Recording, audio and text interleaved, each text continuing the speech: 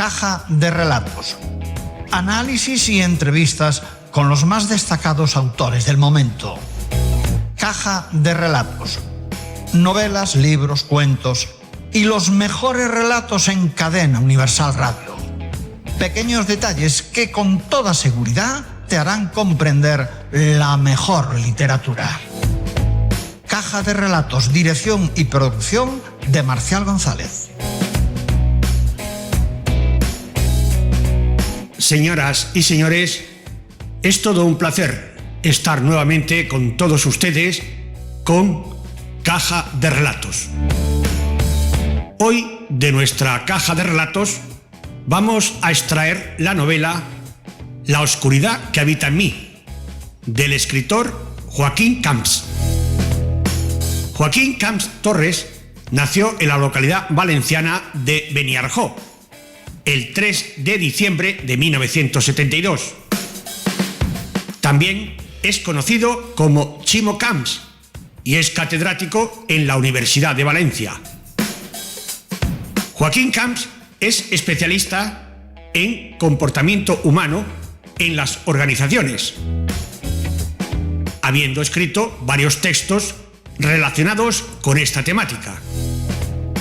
En el año 2015 dio el salto a la novela con su obra La última confidencia del escritor Hugo Mendoza, donde cuenta la historia de un profesor que indaga en la muerte de un escritor que le marcó de por vida. Luego, en el año 2019, publica su novela La silueta del olvido, con la que gana el premio Azorín. A estas dos novelas, ahora se les une una nueva novela, titulada La oscuridad que habita en mí. Una obra que muestra lo más luminoso de la naturaleza humana y, de repente, nos lleva al abismo más oscuro de esta. La oscuridad que habita en mí es un thriller psicológico, con un misterio donde nada es lo que parece, y con una protagonista con la que muchos lectores se podrán identificar. Pero para conocer más detalles de esta novela de Joaquín Camps, La oscuridad que habita en mí, nuestro compañero Alberto López lo ha entrevistado por teléfono desde su estudio móvil. Así se desarrolló dicha entrevista. Caja de relatos, la mejor literatura. Y entrevistas con los más destacados autores del momento. Hoy en Caja de Relatos nos acompaña Chimo Camps para hablar de su última novela, La oscuridad que habita en mí. Chimo Camps, buenas tardes y muchas gracias por estar aquí en Cadena Universal Radio. Muchísimas gracias por invitarme, es un placer. En primer lugar, coméntanos la génesis de esta novela. ¿Por qué ve la luz? ¿Cuál es el origen de redactar y publicar La oscuridad que habita en mí? Pues todas mis novelas, mis 3 thrillers con Planeta, han surgido de la misma manera. Yo siempre digo que yo no he elegido escribir thrillers, son los thrillers los que me eligen a mí. Cuando de repente me llega un insight, y lo digo en inglés porque en castellano se traduciría como iluminación y no me gusta, tiene unas connotaciones religiosas. Los insights son como chispas creativas que te saltan. En el fondo eso tiene una explicación, es el inconsciente recombinando cosas, pero son como regalos. Y esos regalos me vienen de vez en cuando y suelen ser ideas intrigantes que han dado como fruto 3 novelas. Y espero seguir teniendo esos regalos porque son el germen creativo de una novela. A partir de ahí, sin duda, hay que armar un argumento y eso requiere un trabajo y un esfuerzo, y luego ya ponerse a escribir, que es en lo que más disfruto. Pero el germen de mis novelas son insights creativos. Hay crímenes, personajes con algo de Aníbal Lecter y algo de Norman Bates, según ha establecido la crítica sobre esta novela. ¿Por qué ese homenaje a personajes tan míticos del género del terror? En realidad no es un homenaje consciente, porque sin duda los críticos que han leído la novela y han visto las conexiones, pero ese tipo de influencias es más bien inconsciente. Por supuesto, por ejemplo, por Hannibal Lecter, me parece un personajazo dentro de lo horrible que es, ¿no? Pero la construcción del personaje es brutal. Yo he visto esas películas y han dejado un pozo, pero también he leído 1000 novelas y me encantan también las series de televisión, por ejemplo, donde se están haciendo algunas cosas fantásticas. Todo eso genera un cóctel que, como he dicho antes, se va recombinando y te arroja ideas creativas, pero por supuesto con influencias que no son conscientes, y yo diría que es un homenaje inconsciente a esos grandes personajes. Y es que la novela arranca con sangre, con una mancha de sangre seca, y dice textualmente: cuando dejaron la casa la sangre seguía allí, y a partir de ahí se desencadena toda una trama de sucesos que van a dejar al lector completamente obnubilado, porque no va a poder parar de leer. ¿Por qué y cómo conseguiste redactar y enlazar todos los sucesos que se dan cita a lo largo de la novela? Pues mira, yo es que cuando leo un thriller le exijo como mínimo, hay una condición necesaria pero no suficiente, es que el argumento te atrape, que te coja del cuello a las 30 páginas y ya no te suelte y estés buscando a lo largo del día 5 minutos para volver a engancharte. A mí eso es lo que me gusta de un thriller, por eso si te lo exijo a los thrillers que leo, te lo exijo a los thrillers que escribo. Pero también te confieso que hay otro componente que creo que es muy importante, porque un thriller que solo tenga un argumento apasionante, en mi opinión, es un thriller cojo, y es que los personajes también te enganchen. Que no sean caricaturas. Por desgracia, un género del thriller en el que hay novelas con buenas historias que, sin embargo, los personajes son caricaturas. Y construir personajes con carne, con una psicología interior atractiva, que también conecten con el lector y que el lector acabe empatizando con esas personas, yo iba a decir, porque los personajes acaban siendo personas. Eso es, en mi opinión, mucho más difícil de redactar que un argumento. Vamos a ir presentando a los personajes que componen esta novela y dan hechos a esta trama. Hablamos en primer lugar de la protagonista, de Cameron. Cameron es una una licenciada estadounidense que reside en Barcelona. ¿Buscando qué? Pues Cameron es, como dices, una chica recién licenciada en literatura española, americana, licenciada en Nueva York. Es joven, guapa, rica, tiene un novio que parece un modelo sacado de un cromito de novio, tan joven, guapo y rico como ella. Y esa pareja, con una vida bastante frívola, ella sobre todo le convence a él para ir a vivir la aventura europea, irse a Barcelona, a ese sueño que tienen muchos americanos de vivir en Europa una temporada. Pero Cameron, por culpa de toda esa ambición, se mete en un lío muy gordo, porque aquí conoce a un Latin lover de Barcelona, un chulazo, y utilizo la palabra con toda la intención y con la connotación negativa, por el que deja a su novio americano, y esto le mete en una serie de líos y le mete en la trama del crimen de una manera que la va embaucando y rodeando hasta que el lector y Cameron misma no sabe si es la culpable o la víctima del crimen. Esto ha costado de escribir, si te digo la verdad, pero me estoy dando cuenta al hablar con los lectores que está funcionando muy bien. Esa ambigüedad de Cameron, que narra en primera persona el relato, para mí era un reto ponerme en la piel de una mujer, y además una mujer joven y extranjera. Y Cameron sin duda es la estrella central de la trama y el misterio a resolver.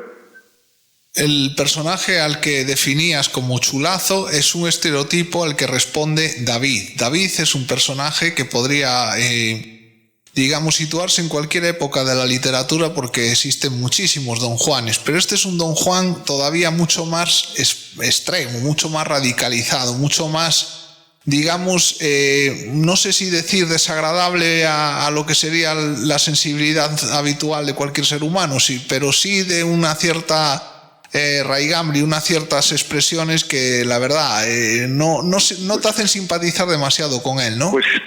Pues mira, David, que como bien dices, es un tipo de hombre tóxico transversal que en todas las épocas ha existido. El psiquiatra de Cameron, porque Cameron va a terapia con un psiquiatra, lo define de una manera técnica pero muy acertada como un narcisista. Y tiene una frase que creo que retrata muy bien a David.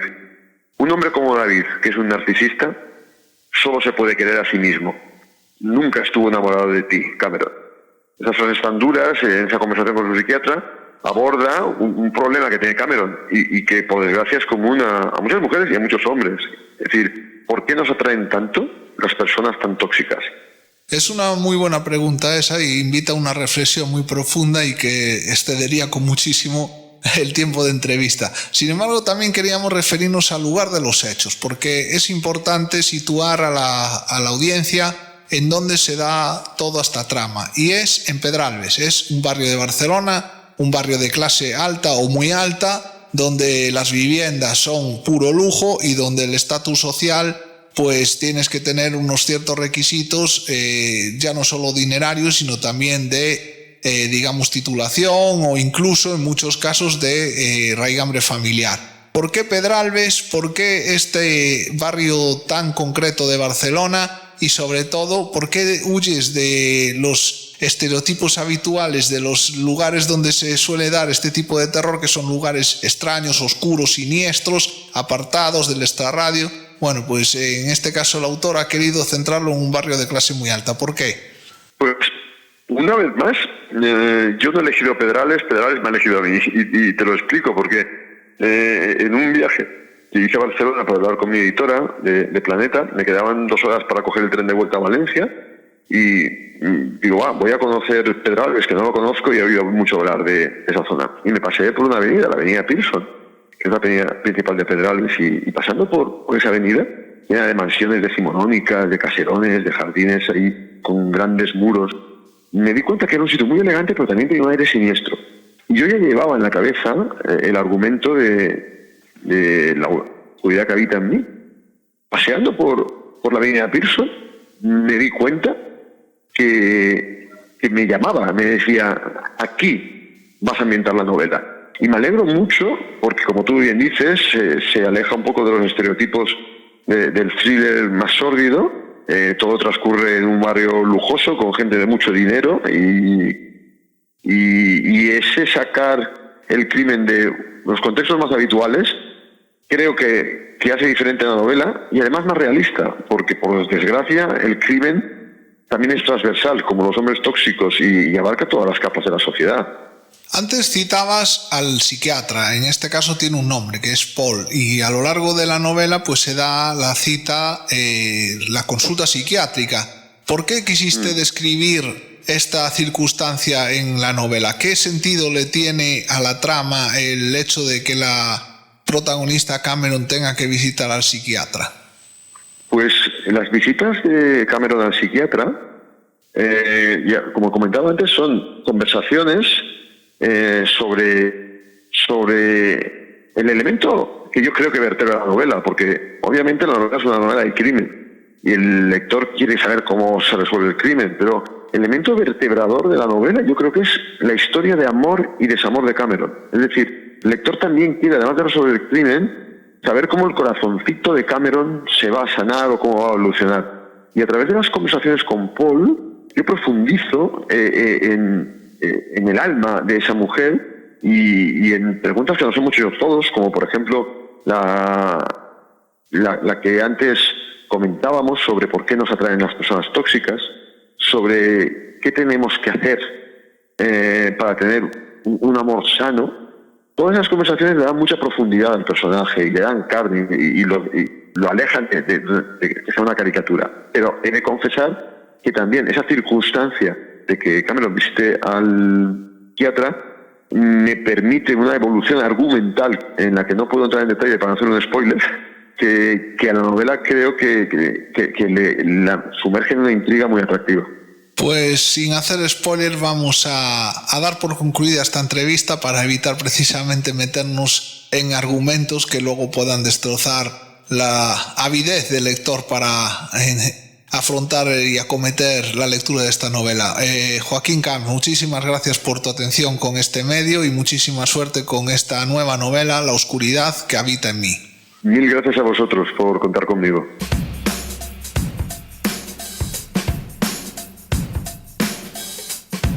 Y hoy vamos a despedir este Caja de Relatos escuchando un fragmento de la novela de Carmen Macedo, La noche que sonaron las campanas.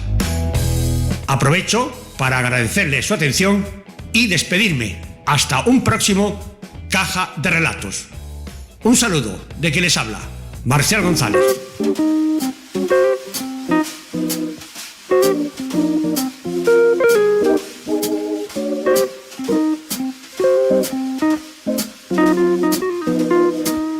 Juan Peña está convencido de que la vejez es un estado mental. Dicen que a partir de los 30 el cuerpo entra en declive y pronto el individuo va siendo testigo de la involución de su organismo. Antes de los 40, algunos ya han empezado a sufrir dolor de rodilla los días húmedos. Otros se vuelven caseros o abandonan sus pachangas de pádel y cerveza con ridículas excusas domésticas. Luego están los de la segunda juventud, con frecuencia divorciados, los deportistas convencidos desde la adolescencia y, por supuesto, los de buena genética y madurez atractiva. A su entender, nada de eso te hace tan viejo como la sensación de haber llegado a conocer al ser humano, y ya sea por mayor o por vivido, que éste pierda la capacidad de sorprenderte. Eso, y que uno deje de ser necesario, en el significado más básico de la palabra, el de la procreación, la alimentación de los vástagos y la supervivencia de la especie. O en resumidas cuentas, que tus hijos dejen de necesitarte y te conviertas en un viejo rodeado de humanos de los que puedes esperar cualquier cosa. Pensaba en ello en uno de esos momentos suyos de trance en los que miraba sin ver. Había llegado tarde, como de costumbre, al nacimiento de su primera nieta. Su mujer le había llamado 3 veces. Era una de sus formas de decirse: 1, para las cosas sin importancia; 2, para que le devolviera la llamada cuando pudiese; 3, cuando tienes que estar aquí; no más cuando no tienes que dejar lo que estás haciendo porque sé que es fuerza mayor y esto va a ser, vengas o no, aunque te lo pierdas. Él ya sabía cuál era el motivo de sus 3 llamadas. Ser un padre ausente por obligación no significaba que no estuviera al tanto de las cosas de las mujeres de su vida. Sabía que su hija mayor estaba a punto de salir de cuentas, que llevaba días con contracciones, que era cuestión de que sonara el móvil. Sabía que no habría fotos. En eso también lo respetaban por entonces. Y todavía se resiste a que la tecnología lo prive de descubrir el mundo con sus propios ojos, a sus 50 y muchos. Salió de la sala, compró tabaco en un estanco cercano al juzgado y fue directo al materno de Vallecas. Desde el coche le devolvió la llamada en manos libres. Ha ido todo bien, tranquilo. La niña está bien y tu nieta es preciosa. Aún no las han subido, pero Jorge ya las ha visto. Ven cuando puedas y no corras. Clara siempre se lo ponía así de fácil. Tenía o había cultivado esa capacidad suya para pronunciar las palabras precisas que daban la información justa. Entre ellos, a esas alturas, no hacía falta más. Voy de camino, abuela, respondió Juan y colgó. Él también sabía respetar sus prioridades. Estuvo un buen rato mirando a su hija tumbada en la cama del hospital desde el pasillo. Recostado en el dintel de la puerta, veía la sonrisa exhausta y a la vez radiante de las mujeres que acaban de dar a luz. Su nieta dormía con la paz de las primeras veces en una cuna junto a su cama. El padre, con cara de actor secundario que no ha tenido tiempo para estudiarse el guión, estaba a su lado. Fue ahí cuando se quedó embobado, hipnotizado, en trance. No entró más que un instante en la habitación para darle un beso a su hija, decirle que estaba orgulloso de ella, que la quería y que la niña era tan perfecta como su madre el día que nació. No le parecía oportuno estar cerca más tiempo. No cuando acababa de comparecer como testigo en el juicio por doble homicidio de uno de los casos más duros a los que se había enfrentado. Cosas del oficio, que le dejaban el cuerpo cortado una temporada. Su yerno era un buen tipo. Ya se había encargado de asegurarse de ello desde el mismo día en que su hija se lo presentó. Ventajas de tener acceso a las fichas policiales. Pero tras casi 30 años en esto y de haber visto a tantos buenos tipos que un día dejan de serlo, no podía quitarse esa idea de la cabeza. Y observando a Jorge, su hija estaba exenta de cualquiera de sus inoportunas cavilaciones, junto a su nieta, recién venida a la vida y sin poder sacarse de la cabeza el mal trago de esa tarde en el juzgado, no pudo evitar el desasosiego que todavía le producía la imprevisibilidad del ser humano y su capacidad de, pudiendo hacer mucho bien, hacer tanto mal según la circunstancia, la situación, el árbol genealógico o simplemente la suerte. Caja de relatos. La mejor literatura.